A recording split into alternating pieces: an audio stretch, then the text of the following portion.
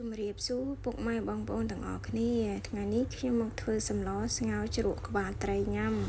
ខ្ញុំចូលចិត្តលាងក្បាលត្រីជាមួយទឹកអង្ករបងប្អូនគឺជ្រះក្លិនឆ្អាបល្អ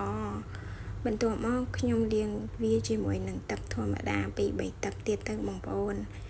ហើយខ្ញុំដាំទឹកទុកស្រស់ក្បាលត្រីបងប្អូនដាំឲ្យពុះហើយយើងដាក់ក្បាលត្រីចូលទៅឲ្យយើងកូរវាឲ្យវាចេញជាតិឈាមឲ្យអស់មកបងប្អូនគឺបាត់ក្លិនឆ្អាបល្អ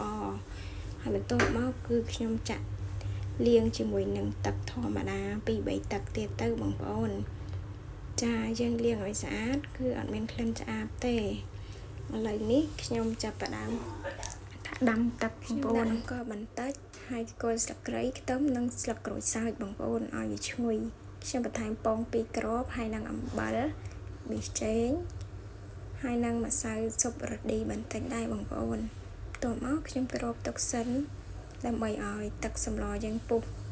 ពេលដែលពុះហើយយើងចាប់ផ្ដើមចាក់ក្បាលត្រីចូលទៅបងប្អូន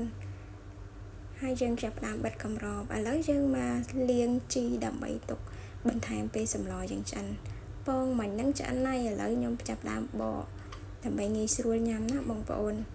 ពេលដែលយើងដួសញ៉ាំទៅមិនបាច់ពិបាកបកទៀតទេចាសម្លយើងចាប់ផ្ដើមឆ្អិនហើយបងប្អូន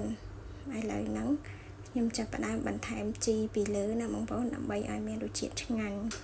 ខ្ញុំចូលចិត្តបង់ជីឲ្យហើយនៅក្នុងឆ្នាំងអញ្ចឹងហ្មងបងប្អូននៅពេលដែលយើងដួសញ៉ាំហើយយើងអត់ពិបាកក្តៅពីរដងបងប្អូនចាបងប្អូនឥឡូវនេះឆ្អិនហើយមកបងប្អូនញ៉ាំជាមួយខ្ញុំណាអរគុណច្រើនបងប្អូនជម្រាបលាសម្រាប់ការតាមដានអរគុណ